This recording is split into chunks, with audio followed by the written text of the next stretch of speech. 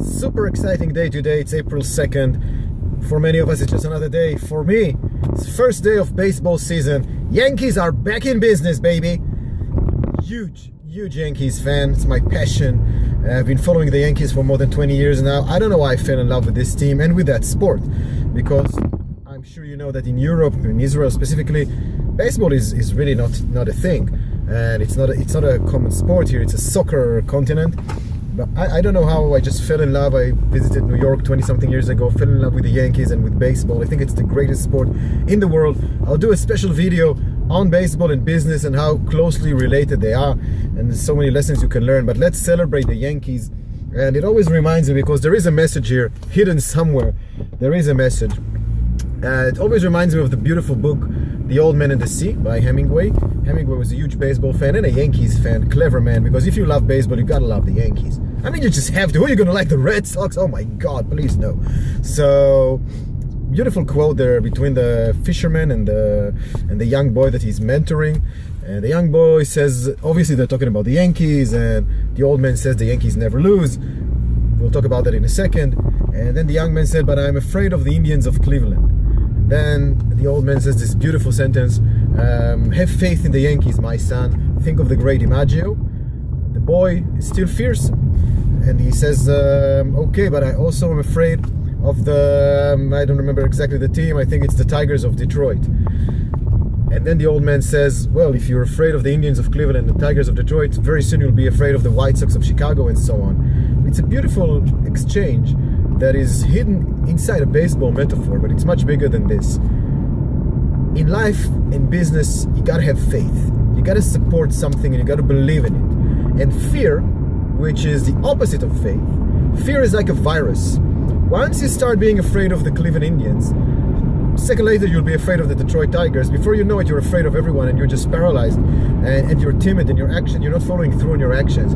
If you want to succeed in anything you do, you have to have faith. All the foundation of the business world, of taking risk, of setting up businesses, going against the grain, against the odds, starting from nothing and building an empire, or building something successful you can be proud of, comes from faith, because there are no guarantees. Once you let fear infiltrate and fester inside you, you're done. You're finished. And it's the same with sports. That's why I think it's such a great metaphor. That's why you should really trust people who love sports teams, because they have faith. You know, the old man says the Yankees never lose. That's not true.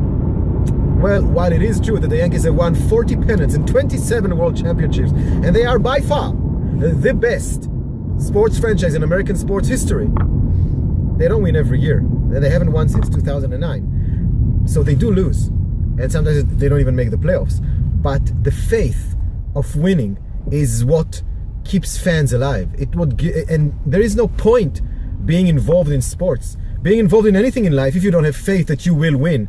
You know, sometimes you're going to lose, quite often, but it doesn't really matter, because the faith and the journey and the adventure, it's the whole thing.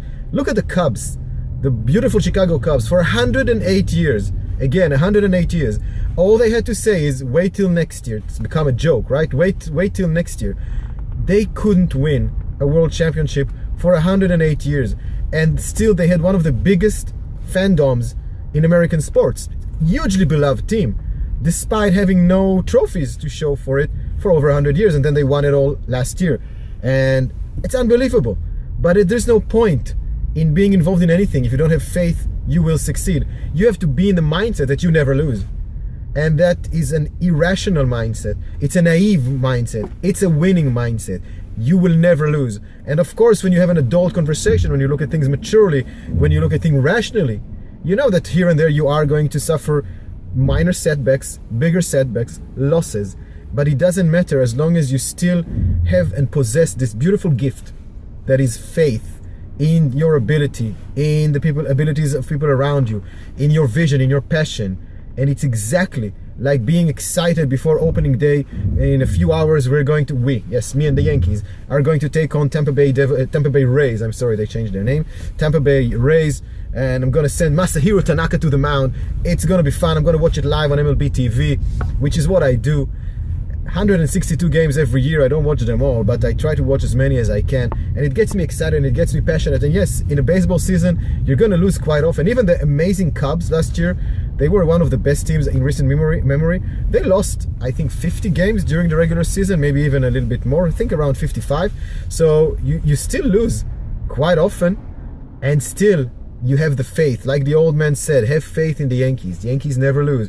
Don't be afraid of the Tigers. Don't be afraid of the Indians. Don't be afraid of threats, of weaknesses, of market conditions, of competitors. It's pointless to worry about the things you cannot control, which are the things you may or may not lose. You have to close your eyes and just have faith. Things will work themselves out. Doesn't mean that you have to be just fatalist and say, oh, it's all from upstairs, from heaven. No, you have to work hard. You have to apply yourself. You have to have discipline and passion and commitment and all these things. But at the end of the day, do not stop for too long to think about what could have been, what should have been. They're going to do like this and the market is going to change like this and it's all going to go against me. No. If you put your heart into it, you will win in the long term. In the long term, you will win. Go Yankees, baby.